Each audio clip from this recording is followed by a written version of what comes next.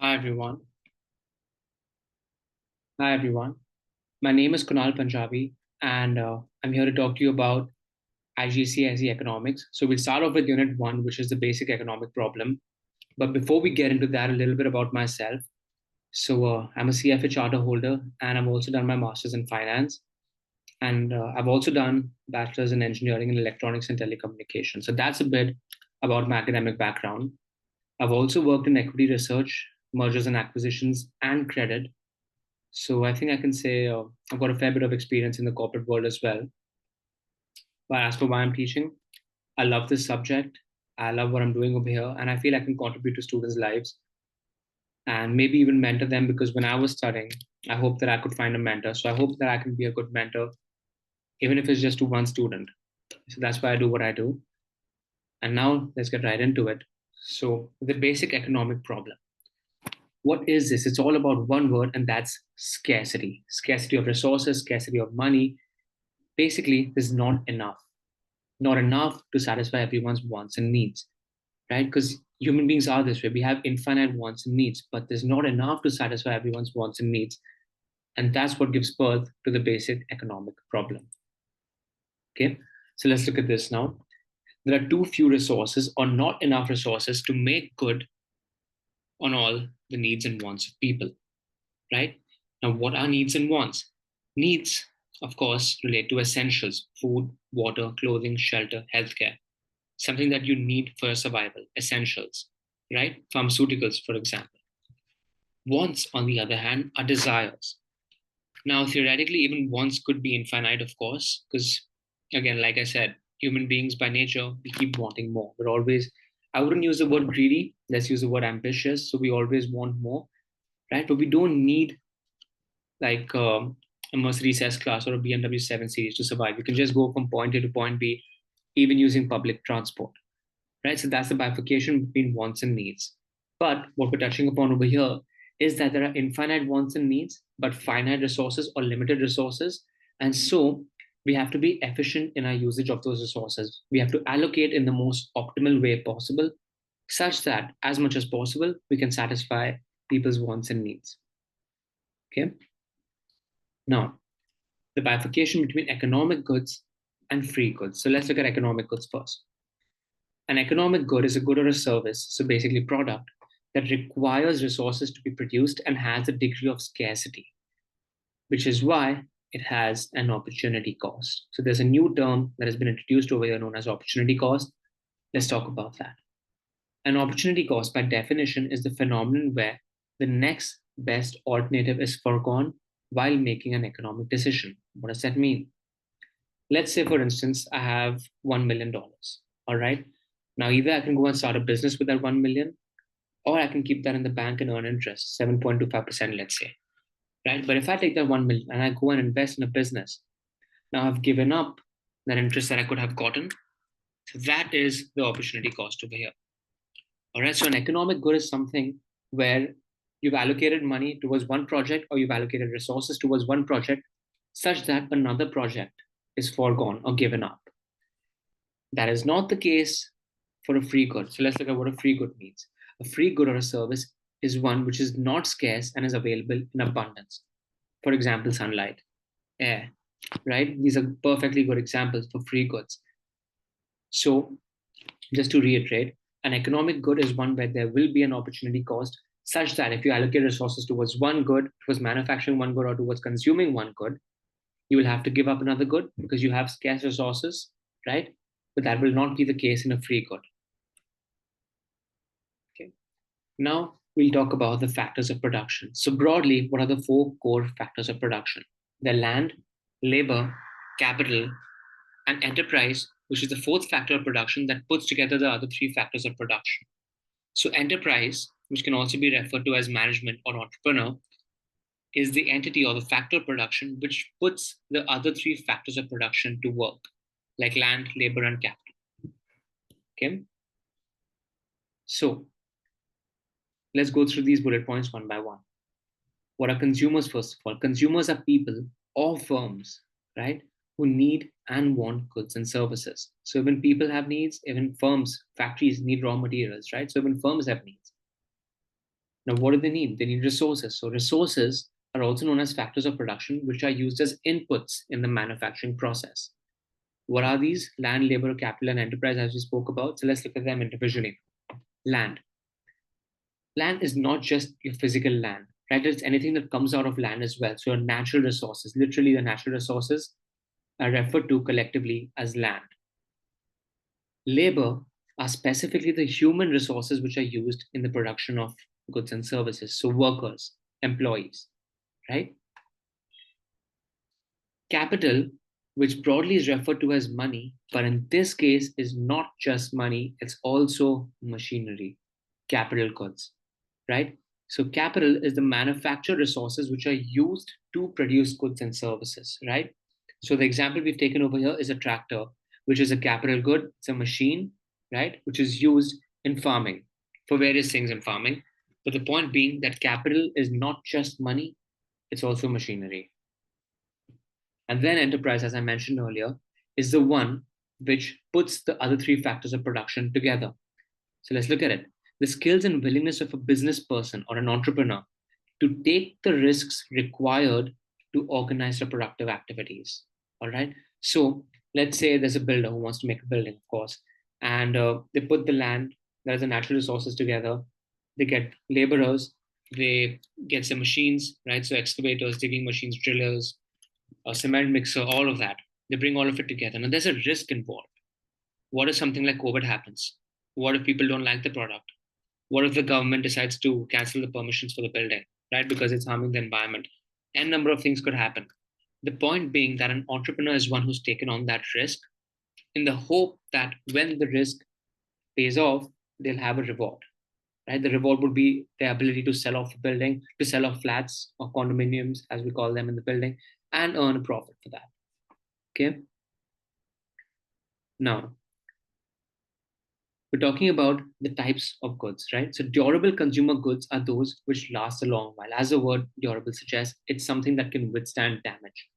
On the other hand, a non durable consumer good would be the perfect example of this would be food, which cannot last a long while. Even if it's stored in a refrigerator, it can't last forever. So, durable goods are those like consumer electronics, for instance, a laptop that can last for a long time 7, 8 years, a phone, 7, 8 years again. Capital goods are those which are used in production. Okay. Now, capital goods and semi-finished goods are of course not the same thing, although we put that in the same statement because they're both used in the stages of production. Now, what are the different rewards for the factors of production? So, let's say, for instance, a laborer, they offer their ability to work. They go to a company, they offer them that, okay, I'll work for 9 to 5, and they won't do it for free, of course. The company will have to pay them something in return. What is that something? Is known as wages. Land, again, accessibility to natural resources. So if you own a coal mine, for instance, and you can give that out to a company that's willing to dig out and see if they can extract as much coal as they can, right? But you won't give them access forever. So you'll have to rent it out to them. Or if you already own the natural resources and you can just rent that out as well. Capital, the reward over here is interest. So let's think about this. On one hand, capital can be referred to as money, where you lend money to someone, but you won't do it for free. You'll expect interest in return, right? Secondly, capital goods, machines like an excavator in the building example that I took earlier. You can rent them out on a per day or per week or per month basis and generate interest from that as well. Lastly, the reward for being an entrepreneur is, of course, profit. Right? You took on the risk, so the reward is profit. Now we talk about mobility of the factors of production. So, how mobile or how portable are these factors? So, it refers to the degree of mobility while changing from one production area to another. Now, that does not necessarily mean that we're talking about a physical production area. Okay, let's look at the difference between geographical and occupational mobilities, and you'll know what I'm talking about. Geographical mobility refers to the willingness and ability of a person to physically relocate from one area to another due to employment purposes. Right? So people get transfers all the time and they have to relocate from one state to another or one city to another and so forth. So, of course, it's relatively easier for people to be mobile as compared to, let's say, for a machine to be mobile. So, In case I'm working at a coal mine, for instance, I'm a worker that works in a coal mine, all right, and that's the only skill set that I have. I don't know how to do anything else. Then my geographical mobility would be very low, because if there are no other coal mines in that area, and this coal mine is done for, we've extracted what we had to extract from this place, then it'll be very difficult for me to find another job, right? Of course, there are other constraints as well. For instance, once you have a family and you have dependents, then it's difficult to relocate from one point to another. So there are different reasons why you may be able to relocate. There are different reasons why you may not be able to relocate, as is the case for the worker in the coal mine or for a person who has dependents and who has a family, right? Similarly, occupational mobility. So it refers to the ease with which a person can change between jobs. So I'll take my example. Now, I've studied finance, right? I've done my master's, I've done CFA. I can work in investment banking, but I can also teach finance, right? So it's the same skill set, it's the same set of tools that I have, but I'm using it in different domains, in different areas. One is academia, one is the corporate world, right? So the ease with which I'm able to shift between jobs or change between jobs. Now, of course, there are some factors which create constraints. So what are they? The occupational mobility depends upon the cost, the training period, and the educational professions. Let's talk about this. For instance, if I've already studied all of this, which I have personally, so then it's easy for me to shift from the corporate world into the academic world. But if I was someone who hadn't studied all of this, I have studied finance, but I've not studied IGCSE specifically, though I still want to teach it, then maybe I would have to go through a training period, right? I would have to maybe get a mentor. So there would be some costs involved, and those costs may act as a barrier. Okay. Now, changes in the quantity or quality of factors of production. Why are we talking about changes in the quantity and quality? We're going to talk about something known as a production possibility curve. All right, we haven't seen that yet, but we'll be talking about it. So this is a preload to that. Let's talk about it now. Okay, when cost goes up, that's going to make it difficult for you to buy raw materials. So your ability to supply reduces, your ability to produce reduces. So that causes an inward shift in the production possibility curve. For now, I know we haven't seen the curve yet, but just keep all of this in mind. Government policies, also known as government intervention. There are two forms of this: subsidies and taxes. All right, so broadly, subsidies are supportive, taxes are disruptive, okay, or restrictive. So when the government comes and subsidizes an industry or a sector, for instance, what's happening in India right now is the government is supporting electric vehicle manufacturing and consumption. So subsidies are being provided to consumers and producers, making it easier for them to go and buy an electric vehicle and produce an electric vehicle respectively. Similarly, taxes. Taxes are being levied on demerit products like cigarettes, for example, sin taxes, which is 52.7% in India, by the way. So when these taxes are levied, it becomes difficult for the producers to manufacture, and it becomes difficult for the consumers to buy these products, right? Because they want to disincentivize. Further, new technologies. So now, I mean, that's the rage right now. AI, machine learning, all of it is the rage. So whenever you adopt new technology, you save your cost theoretically because you don't need that much manpower now. So you move from labor intensive to capital intensive, for instance. If you don't know what that means, I'll just summarize it quickly. A labor intensive company is where they're overly dependent on workers, on people.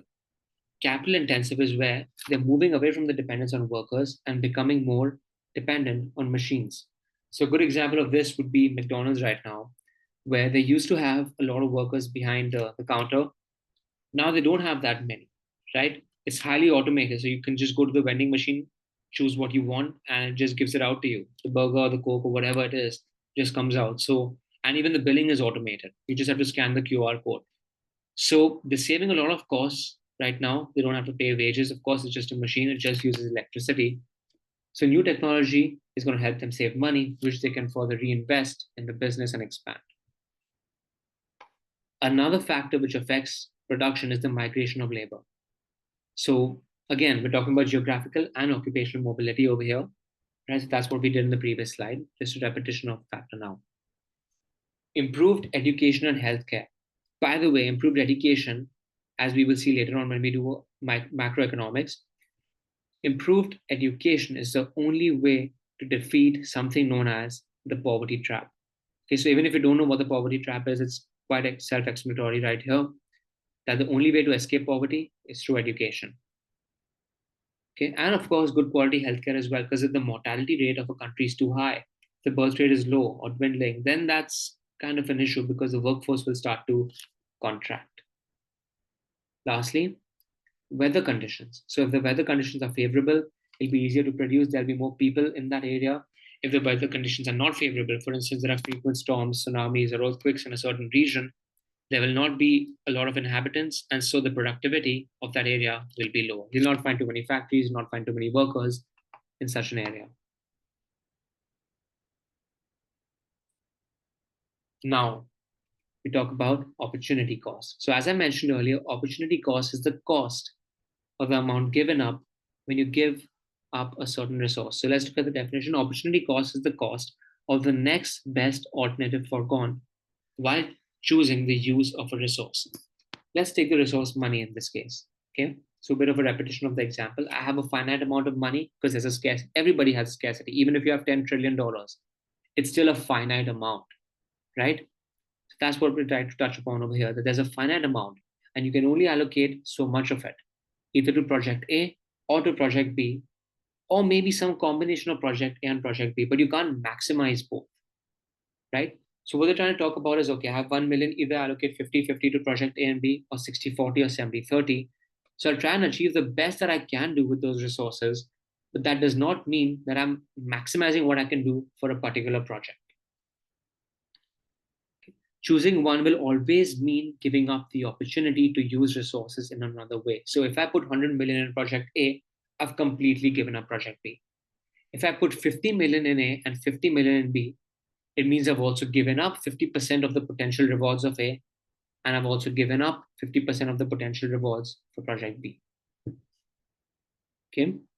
Now, this problem that we face because of scarcity is something known as choice. So, scarcity leads to choice. Because there's a scarcity of resources, you have to make a choice of how to allocate those resources, which further leads to something known as opportunity cost. So, scarcity leads to choice, leads to opportunity cost. And lastly, that leads to something known as trade offs. Okay. So I had 100 million, I allocated all of that to project A. So I chose project A because I had a scarcity of resources. I chose project A, gave up project B. So the opportunity cost or the trade off was project B. I traded off B and I chose A. Okay. So the problem of resource allocation is choosing how best we can use the limited or scarce resources that we have to satisfy as many needs and wants as possible. Of course, we can't satisfy everything, but satisfying as many needs and wants as possible so as to maximize economic welfare. So let's take another example of the government. They have a fixed budget every year, which in India comes out on the 1st of Feb. So let's say they have $10 billion, all right? And they decide to allocate that to infrastructure, to defense, and to electric vehicle manufacturing, but nothing towards farmers. And that, by the way, would cause huge political upheaval because India is an agricultural dominant country. But anyway, if they decide to do that, they've given up the agricultural sector. All right. So that's another example of opportunity cost. So economics aims to find the most efficient or most optimal or further most productive form of resource allocation. I repeat, the point of studying economics is to figure out the best way or the most optimal, the most productive, or the most efficient way to allocate resources such that you maximize economic welfare. So let's look at example one. A person invests $1,000 in a stock. He could have earned interest by leaving those $1,000 in a bank account, right? So they could have earned on fixed deposit maybe 5, 6, or 7%, whatever it is in US right now. They could have earned that money. Instead, chose to invest in a stock, which is, by the way, not going to guarantee any returns. So the opportunity cost of the decision is the amount of interest given up. Okay. Example two. A city decides to build a hospital on vacant land that it owns. All right. So there's vacant land. It could have been used for something else, but they've decided to use that land for building a hospital. So let's look at the opportunity cost now. They could have built, what they could have done is build a school or a sports center. Yes, they could have. So the opportunity cost over here is the value of the benefits foregone of the next best thing, which could have been done, right? So they've given up the school, they've given up the sports center because they've allocated that land for a hospital. So I think that's the answer. Now let's look at production possibility curves. This shape, by the way, is known as a concave shape. All right. So, how to represent through a graph the phenomenon of opportunity cost? You have a finite amount of resources or a scarce amount of resources, and you can allocate either to project A or to project B or some combination of both, like 50-50. So, if I say I've allocated 50 million to project A, suppose I have 100 million, and I allocate 50 million to project A, 50 million to project B, then look at the graph now. I would be at point B, all right, somewhere in the middle, which shows that I'm allocated 50-50 between the two. If I'm at point A on the frontier, it means I've allocated more resources towards project A. And similarly, if I've allocated more resources towards project B or product B, then I would be at point C on that orange line, which is known as the frontier. Okay. Now, key takeaways. When you are on this frontier, when you're on the orange line, it means you're using resources efficiently, productively, and optimally. If you are at a point inside the frontier, that is at point X in this case, it means resources are not being used efficiently, not being used optimally. Lastly, if you're at a point Y, which is outside the frontier, it means that that point cannot be achieved just yet. It's too good. It means it's overproductive. It's potential productivity, right? You've not yet achieved that. How to achieve that? Either the quality or the quantity of resources need to improve, or there has to be some sort of technology development which helps shift the PPC outward towards point Y. And repeat, if you're at a point on the frontier, it means you're using resources efficiently. If you're at a point inside the frontier, it means you're not using resources efficiently, or rather, you're using them inefficiently or suboptimally. Lastly, if you're at a point Y that is outside the frontier, it means that that is potential output which is not yet achievable. How to achieve that? How to shift the PPC curve outward or the production possibility curve outward? By improving the quality and quantity of resources and by tech advancements. Okay. So that is what is summarized in these bullet points. Let's go through them. The production possibility curve shows the maximum combination of two goods and services, in this case, product A and product B, or project A and project B. So the maximum combination of two products that an economy can produce within a given time period with a given set of finite resources. Okay. Now each combination is a choice, which means if I allocate more towards product A, I will be at point A on the frontier, so I've given up a large portion of product B. If I'm at point C on the frontier, it means I'm allocating more resources towards product B, right? And I've given up a large portion of product A. So these are the choices that you make because resources are scarce. Further, an economy shouldn't have any unemployment of factors. So you shouldn't waste land, labor, or capital. If you're doing that, you are within the frontier, and that is an inefficient use of resources. You're wasting the resources. Not using a resource is also wasting a resource. It's not just that you take a resource and you squander it away. No. Wastage also means that you're not using something which can be used. Okay. So a point within the curve represents inefficiency. A point outside the curve, like point Y, represents combinations of goods and services that currently cannot be produced, but with technology advancement and with quality and quantity of resources improving, you will be able to achieve that. Now, we'll talk about some actions in this graph. So, a movement in the curve and a shift in the curve. We just discussed shift, by the way, and we also discussed movement. But let's just go through the wordings. A movement along the PPC is when resources which are utilized are moved from one product to another. So you are reallocating resources. You're moving from product A to product B along the frontier, of course, if you're efficient, right? So let's just go back to this graph. As I move from point A on the frontier to point C, it means I'm reallocating resources from product A towards product B. I'll repeat, as I move from point A on that orange line on the frontier towards point C, it means I'm reallocating resources from product A to product B, which is on the x-axis. So that's what they're talking about in movement in the PPC. Okay. Shift in the PPC is when it shifts outward entirely. So in this case, there's an inward shift, by the way. Okay, so the shift of the PPC occurs when the PPC line is literally shifting up and the curve is expanding, or shifting inward towards the origin and the curve is contracting, which is what's happening in this graph over here. So we spoke a lot about how there can be an outward shift, that is quantity and quality of resources improving and tech advancements. But let's talk about how the PPC might shift inward. Maybe there's a war, maybe famine, maybe something like COVID comes along. So any exogenous event, which has of course not been factored in, can cause a disruption in productivity, can cause resources to get wasted, and could lead to an inward shift. Notice how I'm not using extreme wording. I'm not saying will lead to, because in economics, nothing is certain, right? So it's not just a pure science. There is some subjectivity involved over here. There are some hypotheses which don't get proved, which is hypotheses, right? It's quite theoretical as well. So we refrain from using extreme wording. Okay. And after this are just the definitions. So this was all about Unit 1, the basic economic problem. Unit 1 of IGCSE Economics, the basic economic problem. I hope you like that. If you have any questions, you can drop that in the comment box. And I'll be going on to Unit 2 next. Thank you.